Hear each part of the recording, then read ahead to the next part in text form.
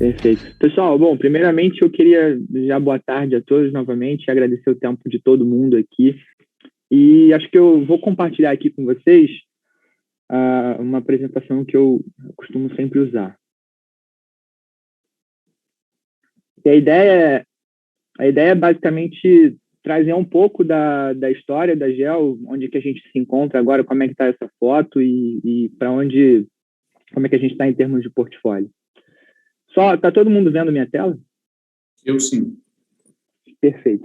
Bom, a GEL começa lá em meados de 2013, tá, com um desejo muito grande dos fundadores de investir lá fora, tá?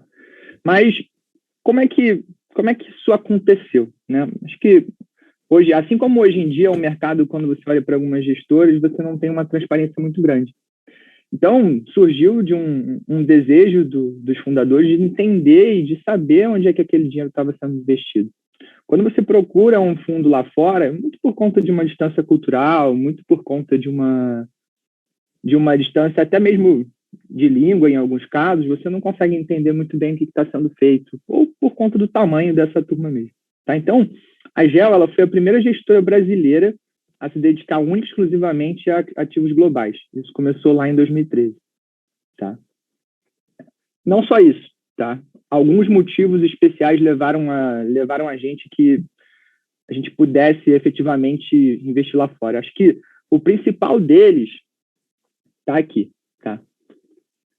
Vocês podem reparar que hoje em dia, e com certeza, isso é um tema muito hot, muito quente aí dentro da XP, eu imagino, né? Hoje em dia, o Brasil ele só representa 3% do PIB mundial, 2% da renda fixa mundial e 1% do market cap mundial em termos de bolsa. Tá?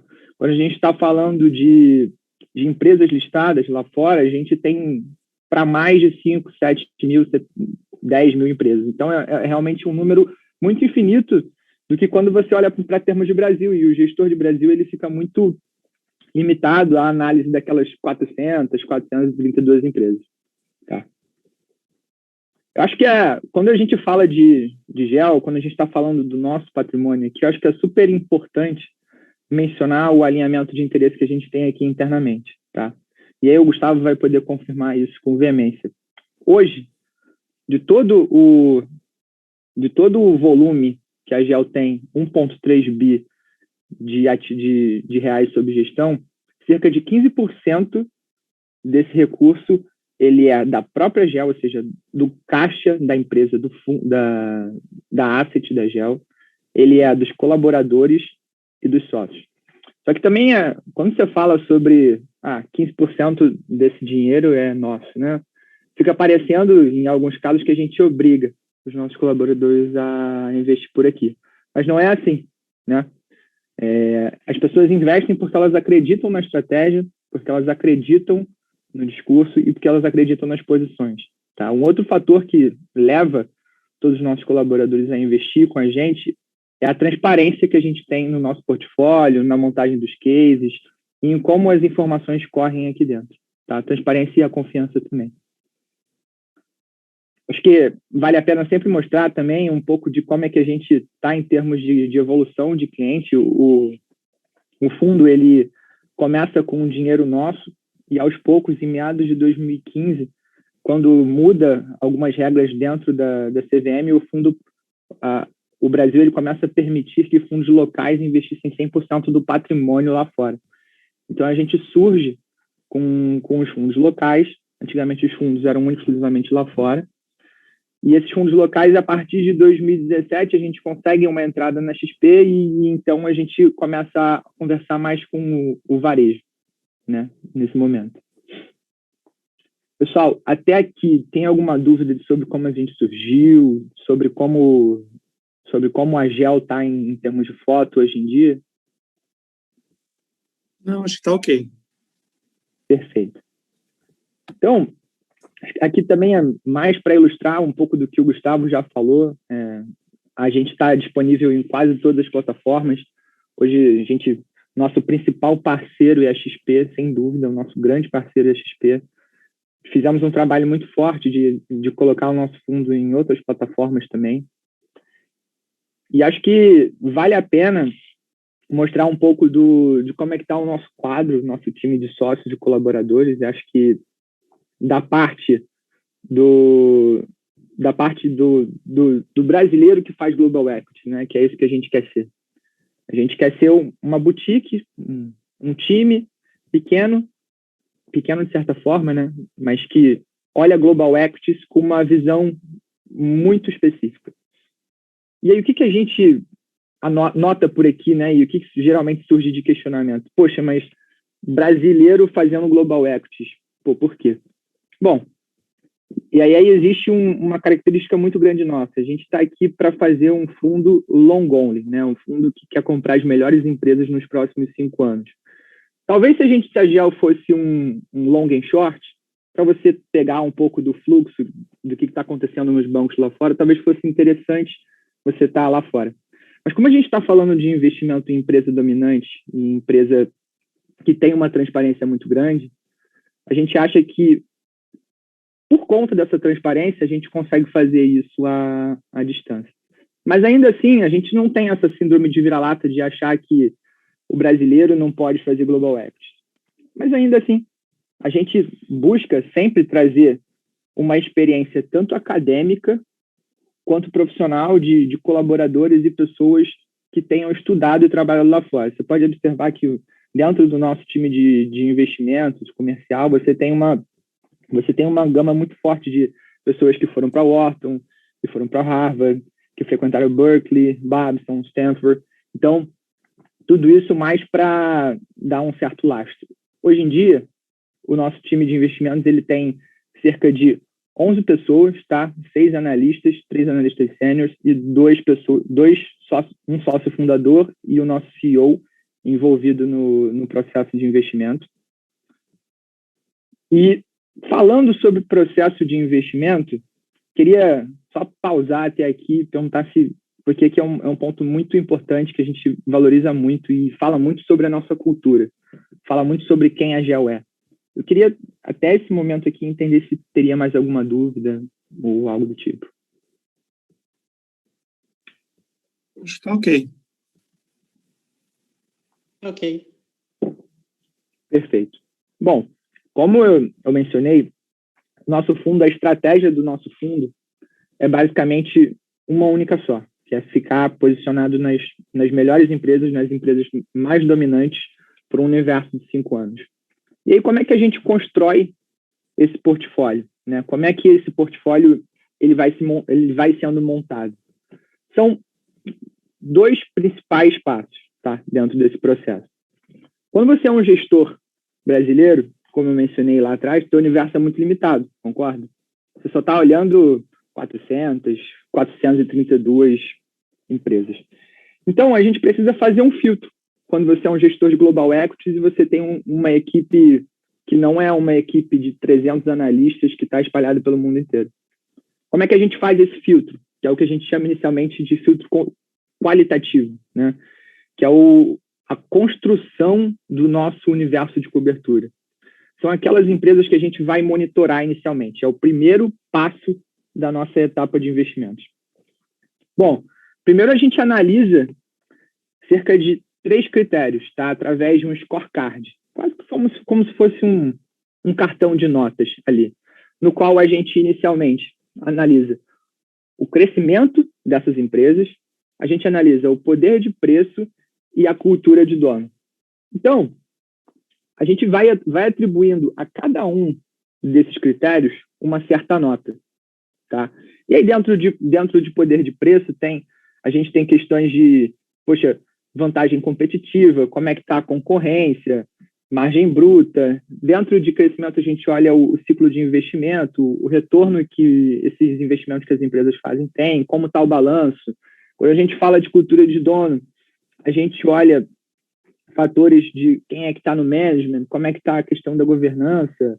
E mais recentemente, como esse scorecard, ou seja, esse card de notas, ele é uma coisa viva, a gente vem incluindo alguns fatores nele, tá? E mais recentemente a gente tem analisado fatores ESG também, que a gente acredita que seja algo importante para a vivência e para o longo prazo do negócio. Então, depois que a gente monta esse scorecard e atribui notas para cada um desses critérios, margem bruta, vantagens competitivas, governança, o nosso modelo, ele cospe determinada, desculpa a palavra aqui, tá, pessoal, cospe, talvez não tenha sido a melhor, mas o nosso modelo, ele divulga certas notas para cada critério desses daqui, e entre as empresas analisadas, a gente chega no filtro. A gente fica só com aquelas top 60, ou seja, 60 maiores empresas que, de acordo com o nosso critério qualitativo, têm as maiores notas. Então, até aqui, que é um passo super importante da nossa construção do universo de cobertura, vocês têm alguma dúvida de como é que isso é feito, de como é que a gente analisa? Então, esses itens aí vocês usam para fazer um primeiro filtro? Perfeito, exatamente. A ideia, só para complementar também, a ideia aqui, Rafael, é assim, né? Putz, a gente quer ser uma casa que se especializa em empresa dominante, né? Aquelas empresas que a gente olha e fala, cara, são as empresas dominantes, mas nos mais diversas geografias e setores, né? Então, ao longo dos anos, já estamos, né, como a gente falou, no 8º ano aí da GEL, a gente foi aprendendo a dizer assim, quais são as características, né, que quando eu vou encontrando, elas vão me dando, reforçando a opinião de que aquela empresa é dominante. Então, a gente foi isolando mesmo esses fatores e como o Felipe falou, isso aqui é um processo vivo, o nosso scorecard, vou abrir a cozinha aqui, está no 3.0, então já teve o 1.0, já teve o 2.0, a gente está no 3.0, porque a gente vai olhando fatores falando, cara, as empresas dominantes têm margem bruta alta, elas têm ROIC marginal alto, elas estão, vamos dizer, elas têm baixo risco de ruptura. Então, no final, essas são as características que hoje a gente procura numa empresa, com essa cabeça de que são as características que, quando presentes, né, vão aumentando a nossa convicção de que elas são as empresas dominantes e, portanto, merecem estar no nosso universo de cobertura. Tá.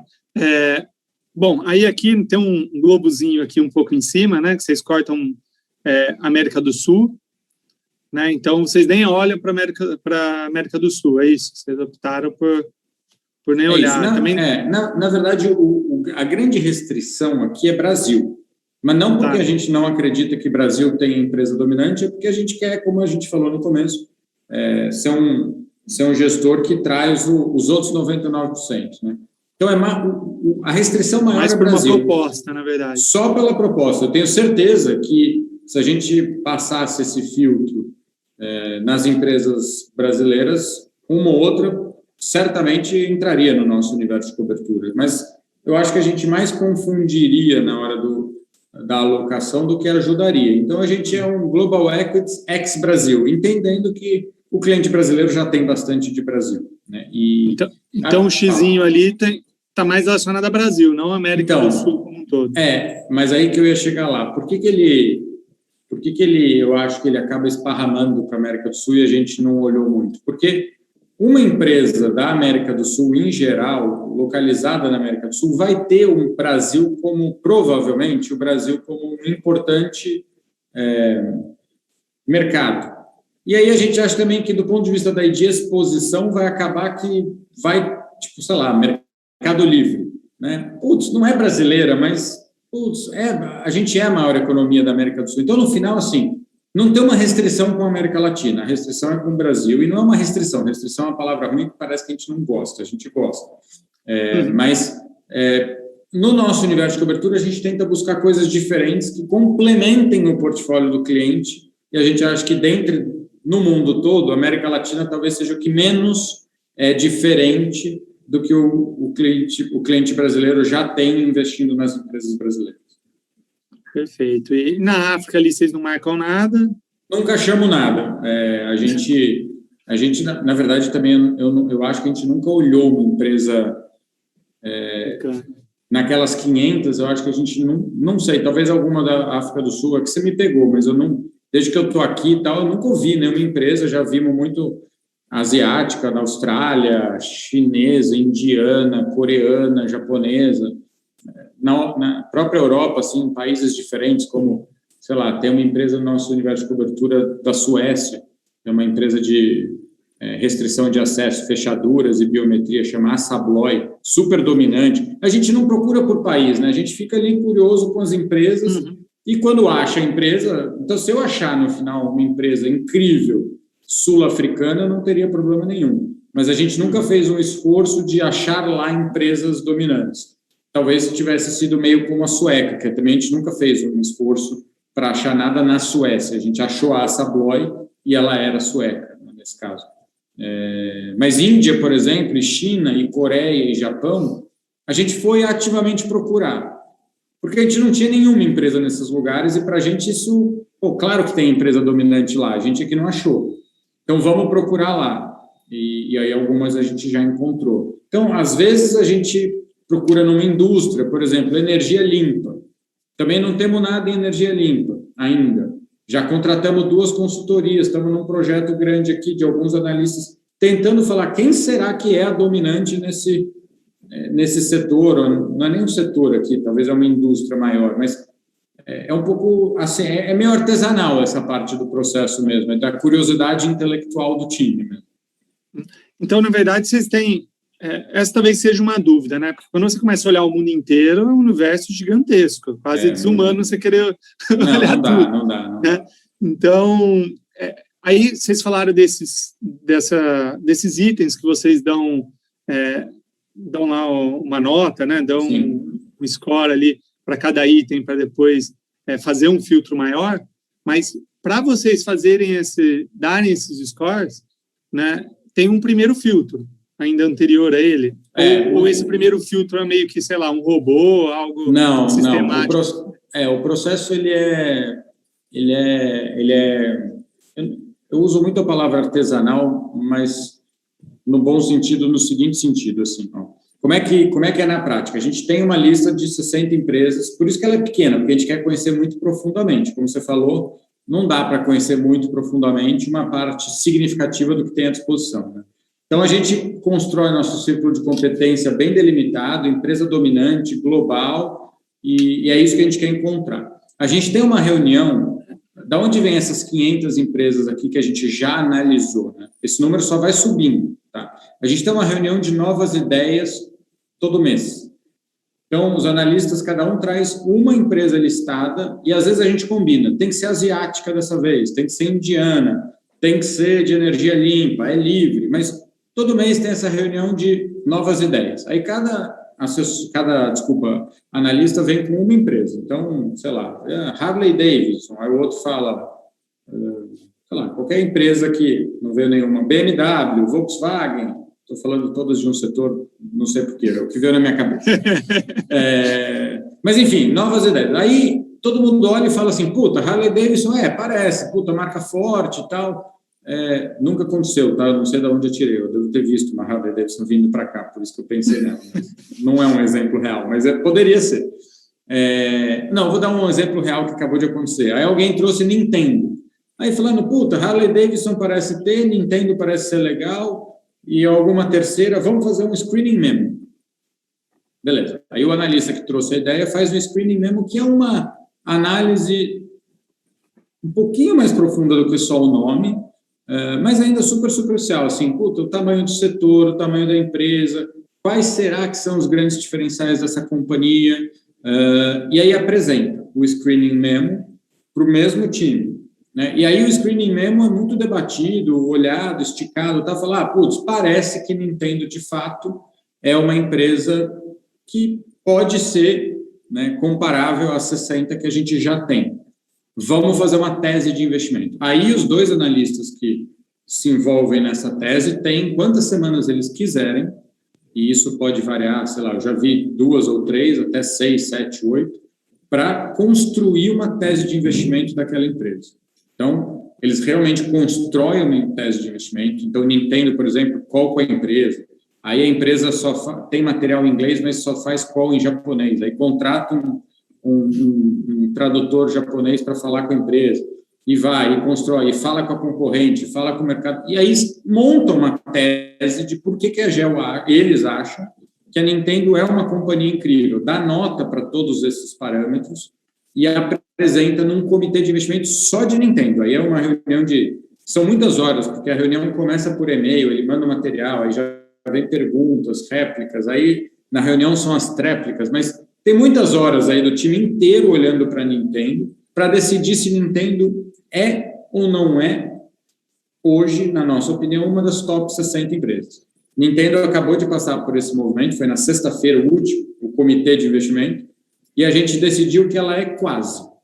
Então, o que aconteceu com a Nintendo? Ela entrou nas 60 empresas, mas a gente quer mais informação da dupla de analista para falar, não, ela é uma empresa realmente igual às outras.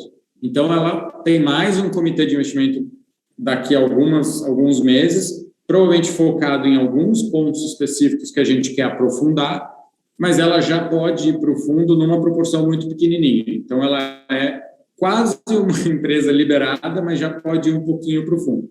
E aí, daqui a pouco, vai ter esse comitê de investimentos, se a gente se convencer de que esses pontos que a gente precisava aprofundar são válidos e tal, ela pode entrar e vir uma top 60, e aí ela está realmente no game. Por enquanto, ela está ali meio que na piscininha rasa com boia. Então, é assim... Tá no então, game, foi um bom trocadilho. Tá no game, nem pensei nisso, mas foi bom. No caso de Nintendo, de Harley Davidson, não. Então é isso, não sei se eu expliquei, mas ele é realmente muitas horas. Uma empresa para estar no nosso universo de cobertura, no final, tem muitas horas, uma tese escrita, tem muito conhecimento. Dominantes. Talvez seja um primeiro filtro não que não seja difícil, de marcas aí que todo mundo conhece. É claro que tem setores. Pelo seguinte, eu concordo com você, as empresas dominantes são conhecidas. O que eu acho diferente é que quando a gente pensa nisso que você está falando, e eu concordo, as que a gente conhece são as últimas da cadeia produtiva, a que vende para o consumidor. Exatamente. Né? Acontece que na cadeia produtiva, principalmente lá fora, muitas são de capital aberto. Então, eu vou dar um exemplo real também. A gente era muito curioso com farmacêutica, muito antes do Covid. Mas farmacêutica tem um componente meio binário de falar assim, como é que eu, da GEL, vou acertar qual companhia vai achar a droga que soluciona uma doença importante? Tem um lance ali meio de venture capital, né, de você escolher várias e difícil você saber. Então, a gente não conseguia sair desse nó. Aí a gente começou a andar para trás na cadeia produtiva e descobriu a Illumina, que é uma companhia que tem uma tecnologia de sequenciamento de DNA que fornece para todas as farmacêuticas uma série de drogas e tal. E ela é muito dominante numa parte super específica da cadeia, que a gente de fora aqui vê a farmacêutica ou talvez a matéria-prima. Mas ela é muito dominante numa parte específica da cadeia, só ela tem essa tecnologia. Então, se eu te falasse com um médico, ele ia falar, não, isso não vale esse exemplo, porque Illumina todo mundo conhece, mas só ele conhece. Né? Porque ela está numa cadeia muito específica, ela é só uma parte, é um elo da cadeia que a gente brinca que o lucro empossa ali, porque ela é muito dominante. Então, eu concordo com você, mas tem muita empresa diferente, tipo a Sabloy. A Sabloy é uma empresa super dominante de fechadura, mas não sei se todo mundo conhece. Né? Só uma curiosidade, esse top 60 que vocês fazem, ele é modificado com que frequência? Ele é uma lista viva. Cada empresa que está na 60, ela tem 2 a 3 comitês de investimento por ano, então a gente continua explorando e aprofundando conhecimento nas que estão ali. Novas empresas entram, hoje estamos perto de 70, então 60 é mais uma ideia do que um número fixo. E elas podem sair, vou dar um exemplo. Na crise, quando veio a crise do Covid, né, uma das empresas que era super bem ranqueada, inclusive, era a Marriott, a empresa de hotel. Mas quando veio o Covid e a gente entendeu que, o mundo vai entrar num processo que lá atrás, hoje a gente não sabe muita coisa, mas lá atrás não sabia absolutamente nada de como ia ser o futuro, a gente não achava mais que uma companhia de hotelaria era, ou parecia ser, para os próximos 5 anos, né, de 20 a 25, uma das melhores 60 coisas que você podia fazer com o teu capital. Então, nesse caso, foi um choque externo que fez a gente olhar para a Marriott e falar, a tese caiu, ela não vai crescer como a gente imaginou, ela não tem mais uma margem bruta como tinha, quer dizer, se eu olhava o scorecard, é como se ela fosse, né, rebaixada na maioria das notas. Então, isso para a gente chama, a tese cai, ela sai do portfólio no preço que tiver e saiu da lista. Então, esse é um caso, vamos dizer assim, de uma empresa que sai por um choque externo. Pode sair por uma questão interna, a gente descobre que a nossa tese estava errada. Né? Você vai acompanhando a empresa e você fala, putz, eu achava que ela tinha ou ia ter margem bruta por muitos anos e não tem. Esse foi o caso de Kraft Heinz, que há 4 anos caiu a tese. Porque a gente foi percebendo que ela estava perdendo margem contra os grandes varejistas, não estava conseguindo manter. A nossa tese era de que ela ia manter. Então, caiu a tese, erramos, sai, e vamos buscar o capital que a gente eventualmente perdeu nessas companhias em outras companhias. Mas, então, é uma lista viva. A qualquer momento, pode uma companhia sair por um choque externo. Empresas de alimentos e bebidas dominantes. Tá bom, mas elas têm uma dinâmica em comum, por mais diferente que ela seja. Para a gente vale mais, é mais custoso, é mais difícil, mas vale mais achar uma empresa dominante de healthcare ou de biotecnologia como a Illumina, que é completamente diferente, as dinâmicas, o que faz crescer, o que faz ir bem, o que faz ir mal, é completamente diferente. Então, é o que você falou, mas mais na linha assim, se eu estou subrepresentado numa região ou num setor, eu fico curioso de cadê a dominante nesse lugar? Tá? Mas não é porque eu sou bullish ou bearish, otimista ou pessimista com qualquer setor. Agora, tem setores que a gente não procura muito, tipo commodities. Cara, não tem empresa dominante em commodity, né? Porque, por definição, a empresa de commodity, quando ela é dominante, ela é por custo, por ser muito bem gerida operacionalmente, mas não por ter poder de preço. Então, commodity é um bicho que a gente não gasta muito tempo olhando, porque não parece que vai ter ali alguma coisa tão relevante assim. Mas eu diria que é mais por estar subrepresentado em algumas geografias ou alguns setores. Não, legal, acho que deu para ter uma ideia de qual que é o Ótimo. processo de vocês. Mas aí eu acho que já dando continuidade na apresentação, aí daí vocês chegam a 60 ações, que são as que vocês vão pegar bem de perto. Mas vocês não têm as 60 na carteira, ou são 60 em carteira? Não. Aí é o segundo passo, justamente. Que agora aí continua. Continua, que é justamente a montagem do portfólio. Até aqui a gente só montou o universo de cobertura. E indo muito nessa linha do que você falou, Rafael, do macro, que a gente começa a pensar um pouco no nosso portfólio. A gente não é uma casa macro, a gente não dá call macro, mas a gente acha que o macro importa. E pensando no macro importa e até tendo uma certa humildade de botar na mesa e falar, poxa, a gente não vai acertar o que vai acontecer com a taxa de juros, a gente não vai acertar se o Biden vai passar o projeto de taxação dele ou não, a gente não vai acertar o próximo ciclo ou super ciclo de commodities.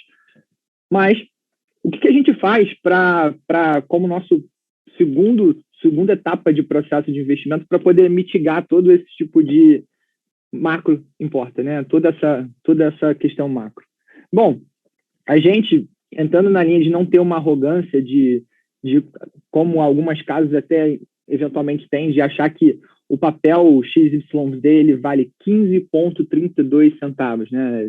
Chega até a ser um pouco arrogante você cravar um certo valor. Não, o papel vale aquilo. Não tem como. Não, aquilo ali depende de um conjunto de fatores que não necessariamente vão acontecer concomitantemente. E aí, o que a gente faz para poder mitigar isso daqui? É uma estratégia que vem trazendo sucesso para a gente. Tá? A gente não trabalha com um único valuation. A gente trabalha com uma nuvem de valuations. Tá? Então, basicamente, eu tenho aqui 10 cenários puros que são tratados na hora de fazer o nosso valuation. Então, a gente estima o valor para as empresas que estão no nosso top 60 de acordo com uma série de critérios, como se o CAE das empresas fosse 11, como se o CAE das empresas fosse 10, como se o CAE das empresas fosse 9, ou como se a taxação do Biden passasse e fosse para 28, ou não passasse e continuasse em 21. A gente faz uma análise de múltiplos também, a gente analisa a empresa como como se não tivesse existido o Covid, né? Então, o que acontece? Cada um desses cenários vai cuspir para a gente um valuation, tá? E dentro desse valuation, cada valuation, cada uma dessas empresas, ela tem uma nuvem de valuation. Então, eu tenho 10 valores diferentes para cada um dos cenários, tá? E aí, assim, a gente começa a montar o nosso portfólio de acordo com o quão mais cenários baratos a gente tem ou com mais cenários mais caros a gente tem em comparação ao que já foi feito. Aqui é um ponto só para complementar, Felipe, bem contraintuitivo, né? Porque aquele ponto que o Felipe comentou, eu concordo com ele, que assim, cheira um pouco arrogância, mas uma arrogância intelectual, assim, de dizer, eu sei quanto vale Disney, o valor justo de Disney daqui a 5 anos e fala um número com vírgula, inclusive, né?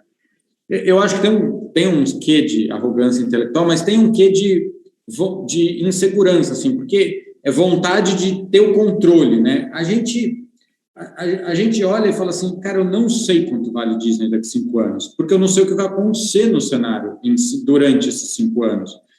Mas, se você me disser o que vai acontecer, eu acho que eu tenho uma possibilidade de saber bem o quanto vale. Então, como ninguém vai me dizer o que vai acontecer, eu mesmo vou dizer um monte de coisa que pode acontecer, e em vez de eu ter um ponto que eu falo, esse ponto é esse ponto, então, acima disso está caro, abaixo disso está barato, eu tenho uma nuvem de pontos que parece ser mais solto, mais inseguro, mas eu tenho muito mais segurança quando eu olho 10 possíveis preços de Disney e falo assim, a verdade é que provavelmente ele vai estar em algum lugar desse meio aí, do que eu olhar para um e falar, é esse, eu sei, é esse. Então, o que a gente faz é isso, é comparar esse ponto, né, o preço, contra essa nuvem, e aí olhar, putz, está barato em relação a toda a nuvem.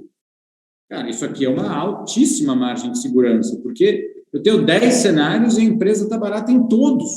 Então, putz, é uma posição grande do fundo. Então, eu sei que por isso que é contraintuitivo, porque parece menos preciso, mas é mais seguro, na minha opinião, porque eu estou olhando mais coisas. Essa certeza que às vezes a gente tem, é ela que nos derruba, né? Então, por isso que a gente fala um pouco dessa arrogância intelectual, assim, de achar que sabe o ponto, né? Quem é que sabe o que vai acontecer, né? Então, esse é o nosso ponto. Exato. E é assim que a gente, com essa nuvem de valuations, ou seja, em quantos cenários a gente acredita que aquela empresa está barata ou não, que a gente começa a montagem do nosso portfólio. E aí, usualmente, eu gosto muito de mostrar como é que está a nossa carteira e explicar um pouco de como é que a gente usa esse segundo processo do método de investimento. Bom, acho que chamar a atenção aqui para vocês de Berkshire Hathaway. Então, a empresa do Warren Buffett. Quando a gente faz a nuvem de valuation dessa empresa, a gente viu que dos 10 cenários que a gente analisou, Berkshire está muito barato. Então, em qualquer um dos cenários, como ela está muito barata, ela ganha uma proporção maior de alocação dentro do nosso fundo, tá? E aí, comparativamente, olhando para o outro lado, quando a gente analisa Alphabet, por exemplo, a gente não tem a menor dúvida que Alphabet é uma empresa dominante, que ela vai estar dominando o mercado nos próximos 5 anos. Mas, quando a gente olha alguns dos nossos cenários, a gente vê que ela talvez não esteja tão barata assim. Então, por isso que ela acaba tendo um percentual de alocação um pouco menor dentro do nosso portfólio. Até aqui, tudo bem? Se tem alguma dúvida, querem fazer alguma pergunta? Então, aqui, pelo que eu vejo, a maior posição então, hoje do fundo de vocês é da Berkshire, com 8%. Seria isso? Isso, essa carteira. E aí é o que o Felipe falou, né? Pegando 2 pontos, mas à medida que a gente vai à direita nesse gráfico, vai diminuindo a posição. Por que vai diminuindo? Porque a gente vai, vamos dizer, perdendo margem de segurança em relação ao preço, porque a companhia vai ficando cara em relação a uma parte daquela nuvem. Então, como eu não sei qual ponto é o de Alphabet, em vez de eu falar assim, putz, eu não vou ter Alphabet porque em alguns cenários ela parece cara, ou vou ter muito porque em alguns ela parece muito barata, como ela tem uma parte da nuvem que ela está cara, uma parte da nuvem que ela está barata, eu tenho, mas eu tenho menos. Em vez de eu ter 8, que é uma posição grande para a gente, o máximo é 10, ela está ali com seus 2,5% do fundo. Então, eu vou construindo o portfólio, né, levando isso em consideração. A dominância da empresa, né, o quanto ela é dominante, a gente chama aqui de a qualidade do modelo de negócio, então tem graduações também, e essa questão de quanto ela está barata e em relação a quantos cenários. E isso faz o sizing de cada uma das posições. Exato. Bom, aqui tem 19 empresas. Essa é exatamente a carteira hoje. Não, a gente tem 40 empresas. Ah, tá. Mas é que aí as posições vão ficando bem menores. Depois posso mostrar. E vocês têm ali um limite de empresas que tem na carteira, um máximo, um mínimo, ou daria de acordo? Eu diria que não vai ter mais que 60, porque, enfim, mas acho muito difícil a gente ter todas, porque também a gente quer que, no fundo, assim, apesar de 40 parecer muito, se você olhar as top 10, assim, deve ter perto de 60% do fundo. Então, tem um risco bem concentrado nas high convictions, e depois a gente meio que esparrama, assim, o resto nas empresas que a gente tem menos convicção do ponto de vista de preço, mas muito do ponto de vista de modelo de negócio, que a gente acha que é bem melhor do que ter caixa, por exemplo. Então, é como se fossem 2 portfólios, não é construído assim, mas a resultante é quase como se fosse um portfólio core, que talvez a gente fale assim, putz, essas acima de 4, tá vendo? Os 10 maiores, se você somar isso aqui, vai dar quase 60% da exposição, e depois tem um outro portfólio com outras 30 posições, muito boas do ponto de vista de modelo de negócio, mas com posições menores, bem diversificado, porque, de novo, a nossa convicção em relação ao preço já não é tão grande como essas aqui. Mas é bem melhor ter essas companhias do que caixa, na nossa opinião. Acho que uma coisa muito importante também, Gustavo, que a gente vem mencionando também, que o nosso portfólio ele não é monotemático, né? Não é um portfólio legal, que é só growth, não é um portfólio que é só value. Então, historicamente, nosso portfólio ele circula muito bem entre o rotation que o mercado vem fazendo sempre. Tá? Então, quando o mercado começa a operar no growth, a gente está ali bem posicionado para poder pegar esse alvo. Quando o mercado começa a operar no value, a gente também está muito bem posicionado para pegar esse alvo. Tá? Dando até um exemplo real, desculpa, Felipe, te cortei. Tá, desculpa. Claro, zero problema. Não, desculpa, é que você vai falar assim, dando um exemplo meu, né? Por que eu, Gustavo, aloco 100% da minha renda variável na GEL? Por quê? Tudo bem, fora o fato de eu ser sócio e de eu acompanhar e tal, mas assim, por que eu durmo à noite bem, né? Porque, no final, quando eu olho para esse portfólio, eu falo assim, eu não preciso acertar o cenário. Eu não estou fazendo uma aposta em Ásia, não estou fazendo uma aposta em Estados Unidos, eu não estou fazendo uma aposta em rotation, em alta de juros, em growth, em value. Eu estou fazendo uma aposta que as companhias dominantes hoje vão ser as companhias dominantes nos próximos 5 anos, e eu quero ter essas 40, eu não preciso mais do que essas 40 empresas que a GEL tem na carteira para ser a minha carteira de ações. São 40 baita empresas de setores diversos, geografias diversas. Tal. Então, essa história de não ser temático, a proposta que a gente quer trazer para o alocador, e é um pouco o que eu estou falando na minha experiência, é de ser um core, né? De ser a posição core de ações globais. Aí, se você fala assim, não, mas eu tenho uma convicção, eu tenho como alocador uma convicção, ou meu cliente tem, de tech. Tá bom, aí aloca um pouco no fundo de tech, mas eu não acho seguro você ter vários temas para os próximos 5 anos. Porque, cara, esses temas, você pode errar o tema. Né? Há 3 meses atrás, o tema China parecia muito óbvio. Até que semana passada ele ficou óbvio ao contrário. E aí, putz, será que faz sentido você ter... Aí eu vou, então eu vou apostar tudo num tema tech, porque eu sou super bullish em tech. Cara, será que... Então, eu gosto do portfólio da GEL porque é isso, ao mesmo tempo tem a Berkshire, que é super value, tem a Alphabet, que é super tech, tem a Palo Alto, que é high growth, tem a Illumina e a Cerner, que são de healthcare. Quer dizer, eu me sinto muito bem. Eu brinco assim, que se eu precisasse enfrentar os próximos 5 anos e pudesse levar na mochila 40 coisas, eu levaria essas 40 empresas comigo. E como é que está a distribuição geográfica do fundo hoje? A gente tem um slide para isso. A nossa apresentação nesse aspecto não é boa, porque a gente mostra de um jeito que não é o jeito que a gente gosta mais, mas é o jeito que a gente mais é perguntado. Então, a gente mostra desse jeito, que está ali à direita, que é da onde a empresa é fundada, né? Mas o jeito que eu gosto de olhar, Bruno, é assim, quando eu penso John Deere, né, naquele gráfico da direita, ela está Estados Unidos. Mas quando eu penso assim, mas quando eu sou acionista da John Deere, só Estados Unidos me importa? Não. Né? Brasil importa para a John Deere, é um baita mercado da John Deere. Então, a gente gosta muito de ver esse aspecto do ponto de vista de risco e de exposição, é assim, aonde está a receita das empresas que a gente aloca. E aí a foto é 50% Estados Unidos, 25% Europa e 25% Ásia. Tá? Então, essa foto eu acho bem mais confortável do que essa da direita, que essa da direita parece muito um fundo de US, né? Mas as companhias são muito pouco focadas no mercado doméstico de US. E mesmo as europeias, você pega assim, sei lá, a Assa Abloy, só para dar o mesmo exemplo, né? Não tem nada de Suécia na Assa Abloy, ela é uma companhia global, né? Eu não estou comprando nenhuma tese Suécia quando eu invisto em Assa Abloy, ou, na verdade, a Assa Abloy hoje não está no portfólio, então eu vou pegar a Suíça ali, que está no gráfico, que é a empresa de aparelhos auditivos, que eu esqueci o nome, já vou lembrar, até sair um pouquinho para ver se eu acho ela. Cerner, não é Cerner, esqueci. Sonova, lembrei, Sonova. Então, é uma empresa suíça, super referência, faz a tecnologia mais avançada do mundo de aparelhos auditivos. Se vocês não têm ninguém na família que tem problemas auditivos, por exemplo, vocês não conhecem.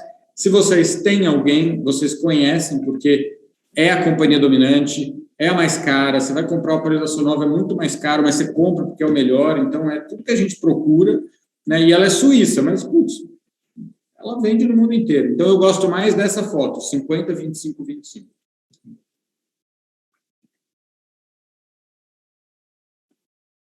Até aqui, alguma coisa não faz sentido? Tá ok, tá ok. Tá tudo ok, sim. O que vocês acharam? Gostaram? Não gostaram? Acho que é legal só passar os dois veículos que estão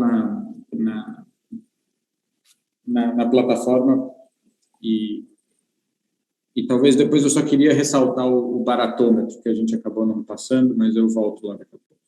A gente volta lá. Bom, esse aqui eu já Empresas Globais, que está na plataforma da XP, tanto a versão em dólares quanto a versão em reais também. Recentemente a gente diminuiu o prazo de resgate, uma demanda muito que a gente tinha, a gente saiu de D60 para D30, então a gente deixou uma turma bem feliz.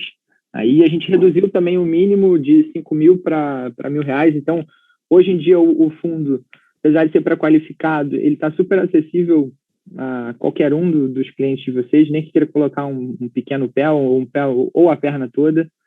E entrando na linha de mostrar o nosso baratômetro, que é uma das coisas que eu acho que mais de coragem nossa, né, Gustavo? Eu quando eu olho para esse baratômetro, eu falo assim, nossa, realmente, que coragem. O que é o baratômetro? Gustavo, você quer explicar ou eu posso falar? Pode explicar.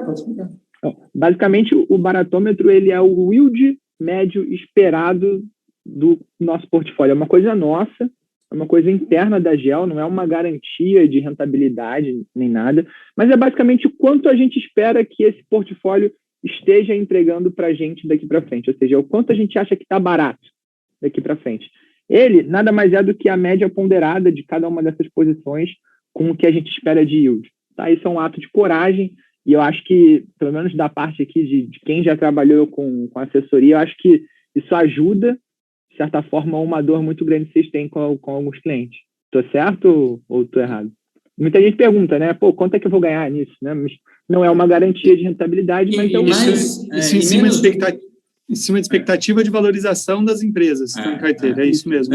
Eu acho que assim, é menos quanto vou ganhar, mas embora tenha um número aí, né? Mas o que eu gosto muito disso aqui é o movimento, porque a gente é meio crítico tal, a nós mesmos, né? Eu falei daquela falsa segurança de saber quanto vale uma empresa e tal. O gestor de equities geralmente sempre fala que é bom investir no portfólio, que está tudo barato, que só tem...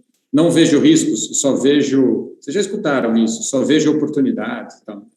E assim, o que a gente faz é mostrar o tamanho da oportunidade que a gente está vendo. Então, esse baratômetro é um número que, se você acompanhar a nossa lâmina, ele está na lâmina e ele vai variando. Então, tem momentos em que a carteira nos parece mais cara e esse baratômetro diminui. e tem momentos que ela parece mais barata e ele aumenta. Então, assim, no auge da crise, sei lá, em abril do ano passado, ele bateu 22. E a gente aqui dentro da GEL leva muito a sério. Todos os sócios, quando ele bateu 20, alocaram no fundo. Não porque é obrigatório, porque a gente olha e fala, cara, essa carteira está muito barata.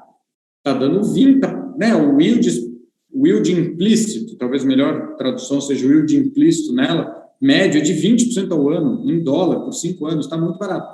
E estava barato, né? Só que é difícil, às vezes, convencer o cliente. Então, a gente mostra, porque o cliente vê o gráfico do retorno passado, e aí está horroroso o retorno passado, porque só caía. Né? Então, é uma tentativa de olhar para frente. Né? O que eu acho corajoso por isso, porque tem hora que está 9, 8, 7, e a gente acha que é muito bom de investir quando está acima de 10. Porque, conceitualmente, você está falando, cara, eu tenho uma carteira com essas empresas, com essas 40 empresas que, para mim, são as ganhadoras globais, com um yield implícito de 10% ao ano em dólar, isso me parece muito bom. Né? Mas, às vezes, está 7, às vezes está 8. E aí eu falo, cara, é isso, já teve melhor. O que a gente está vendo é isso, a gente tem que trabalhar mais para achar a empresa barata. Então, eu acho legal porque dá uma transparência muito grande do que a gente está vendo na carteira. Para frente, não para trás. Baseado nesse gráfico, vocês podem ajustar, ter mais ou menos caixa, seria mais ou menos isso? A gente não toma decisão de caixa.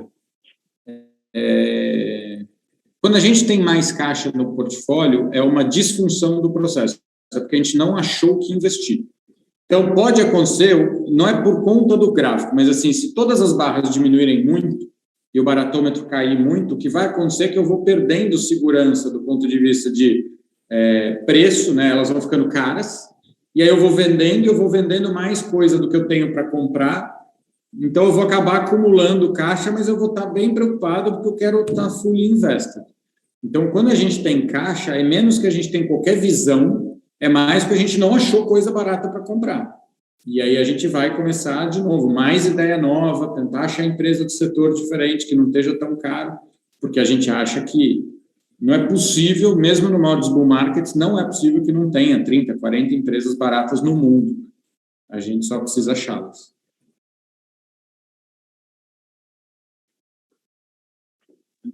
E falando dos fundos, né, tem lá com dólar e em real, é exatamente a mesma carteira, só um redeado e outro não. Na medida, assim, o exatamente não, porque o reais, como ele faz o hedge cambial, ele precisa de uma margem, né? Precisa de margem para garantir a operação. Então, ele tem entre 15% e 20% em caixa. Então, o que a gente faz? Imagina, lembra que eu falei que a gente aloca as core positions e depois vai alocando no final? Então, imagina que como ele tem já 20% em caixa, ele só tem 80%. Aí a gente tinha duas decisões, ou eu faço 80% de tudo, o que a gente achou ruim, porque a gente acredita muito nas high convictions. Então, ele faz as posições iguais até onde dá. Então, ele acaba mais cedo. Então, em vez de ele ter 40 posições, ele tem 26 posições. As últimas 14, as menorzinhas, ele não tem. Mas eu garanto que o mais relevante ele tem igual. E ele deixa de ter aquele finalzinho, mas ele tem 20% de caixa. Que, para mim, é caixa em reais, sei lá, não é que é igual, mas eu acho que a gente acha que faz um fundo melhor assim, se ele tiver as high convictions igual e perdeu aquele finzinho ali das empresas de menor posição. E vocês fazem o hedge como? Faz com NDF. É um NDF longo para a gente não precisar ficar tendo chamada de margem, a gente faz contratos longos com essa margem e não precisa ficar chamando ajuste todo o tempo.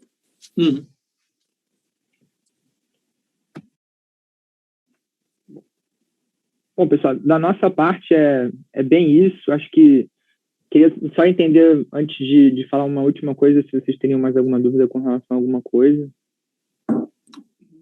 Minha parte nenhuma. Está bem explicado. Não. Pessoal, bom, do meu lado, eu queria agradecê-los. Muito obrigado pelo tempo de todos. Tenho certeza que a gente vai construir um bom relacionamento daqui para frente. Como o Gustavo falou, não hesitem. Rafael, se tem meu WhatsApp, pode passar a mão ali. Qualquer coisa, eu estou aqui à disposição. Tá bem? Muito obrigado. Valeu, pessoal. Boa semana a todos.